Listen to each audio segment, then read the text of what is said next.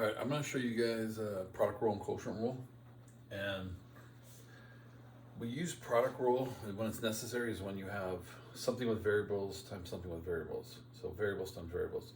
So here's an example, x squared times cosine x. Those are two different functions, so I'm going to do product rule on that guy. All right. And here is product rule. The way we'll say it, and the key is say the rule to yourself every single time you do it. I've said the rule to myself for now, 40 years. So this guy right here is, I'll call him the first equation and second equation. So you take, and this is our symbol for derivative of the first equation times the second equation plus the derivative of the second equation times the first equation. All right. So let me show you that in action, and then we'll go over quotient rule. So I'm taking the derivative of this guy. All right.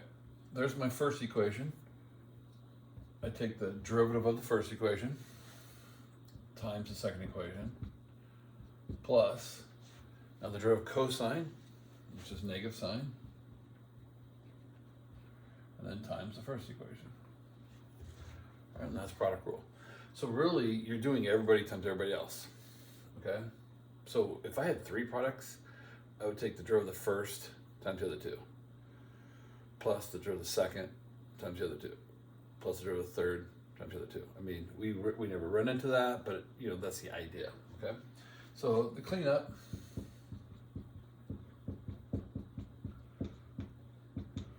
that's pretty much your answer. Usually what I'll have you do on the homework is we'll practice factoring out what's in common to get us ready for chapter 3. Like here I can plot an X, all right? And so it's not a mandatory step, but it'll pay dividends later if you do the practice, okay? All right, so that's product rule. All right, quotient rule is if you have variables over variables. So here's, again, the same two problems, but on top of each other. So now that's a quotient, so I'm gonna do the quotient rule. So the quotient rule, instead of calling them first and second, let's call them top and bottom. So you take the derivative of the top equation times the bottom equation minus the derivative of the bottom equation times the top equation all over the bottom equation squared. So again, the top equation's derivative times the bottom minus derivative of the bottom equation times the top all over the bottom squared. All right, so let's see that in action. Might need a little bit more space, but I think I can get in here. All right, so derivative of the top equation times the bottom equation minus, remember that was a minus sign, the derivative of the bottom equation. Now, derivative of cosine is negative sign, so we'll get another negative times the top equation over the bottom equation squared.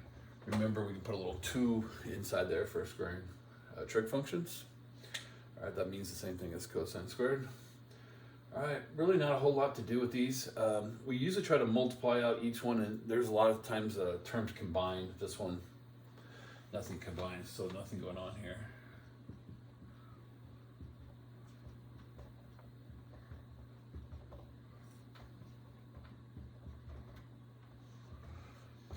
So there's your quotient rule.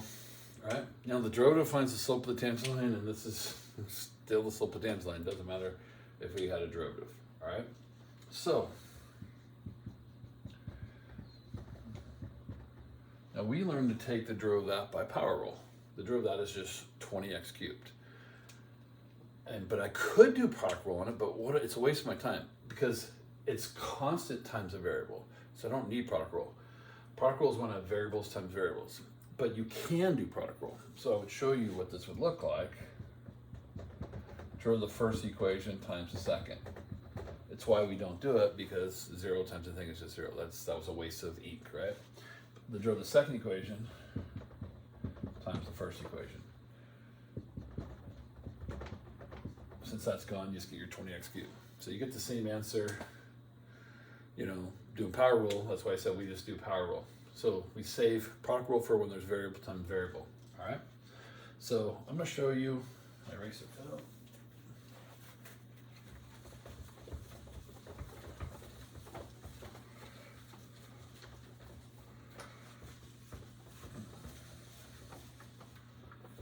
I'm going to show you a quotient rule where things combine a little bit better.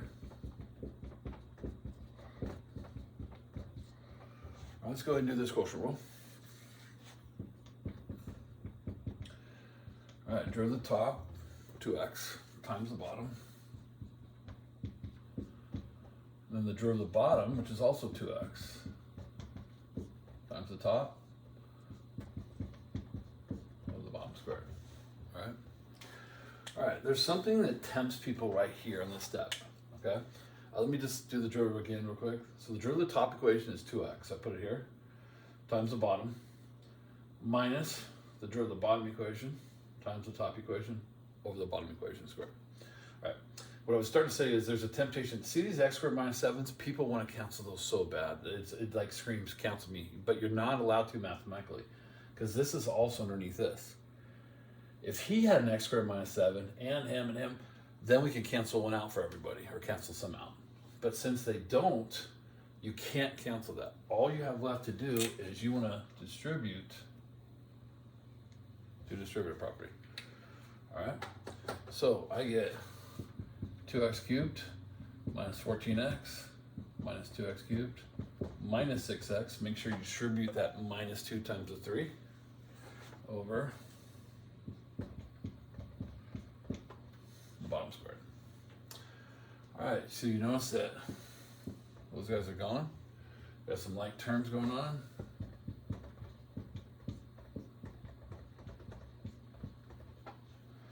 And there you go.